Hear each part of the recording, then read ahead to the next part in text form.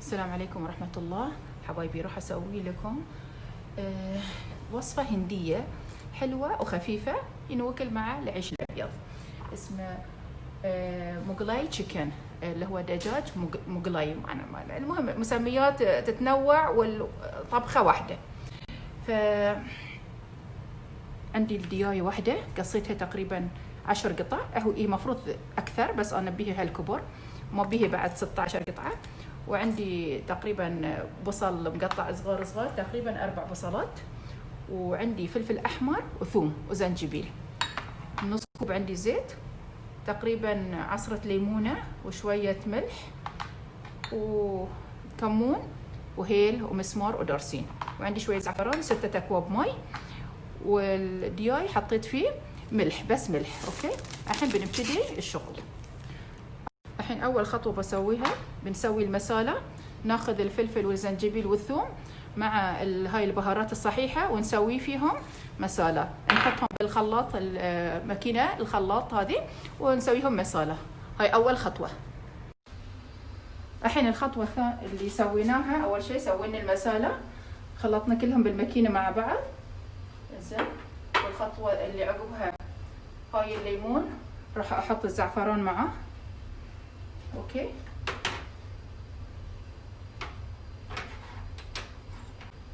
اوكي. الحين اول شيء بسوي الزيت على المقلاة ونحط البصل.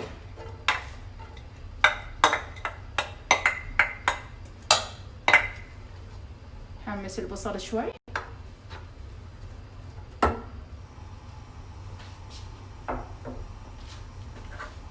ويعطينا شوي يذبل شوي، بس ما نبي وايد يعني يحترق، لا بس يذبل.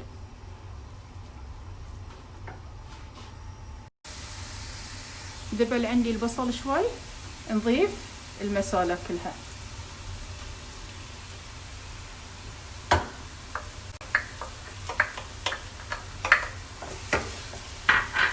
أخفف على النار وأخليه لما يفصل الزيت عن البصل والمسالة.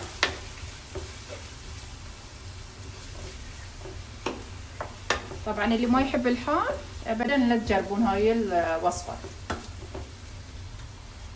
لأن في مثل ما قلت لكم تقريبا 4 شياطين الحمر خلطناهم وياهم.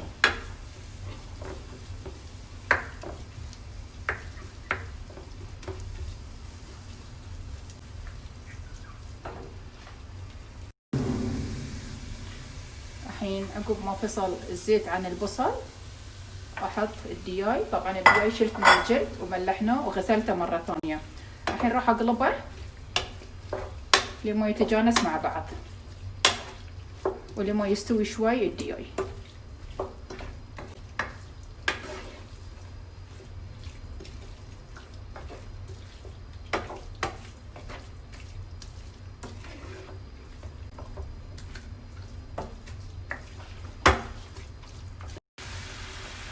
وانزل الملح مرة واحدة.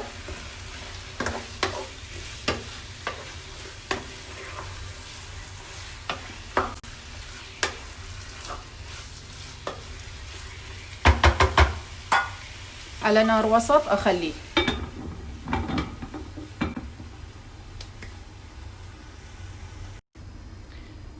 حبايبي عقب ما الدياي الحين تقريبا تجانس مع المسالة، شوفوا شلون.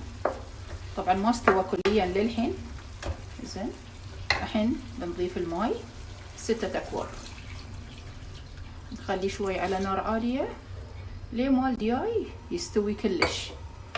اوكي، اذا الدياي استوت بعدين نضيف الليمون والزعفران. الحين بخليها تطبخ كذي، 6 أكواب ماي حطينا، خليها تطبخ على راحتها. شوفوا الماي خلص، حطينا على نار عالية، شوفوا صار غليظ ايش حلوة ما شاء الله، والدياية استوت خلاص. اخر شيء بنحط الليمون والزعفران ونخلطه. الزعفران كذا. هذا اللي يعطينا النكهة الحلوة مع المسالة. وبكذي خلصنا خلاص. نحطه في صحن تقديم ونزين شوي.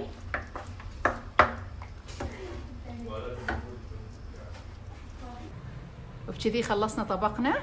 وطبعا تقدرون تزينونه باي شيء انتم تحبون. سويت انا معاه فرنش فرايز وبيض مفيوح، وتقدرون تحطون معاه البازيلا الخضراء اذا تحبون، يطلع وايد لذيذ. وسهمكم العافيه وعلينا بالعافيه. وقلت لكم وايد حار، حق اللي ما يحب الحار لا يصوبه. وبالعافيه.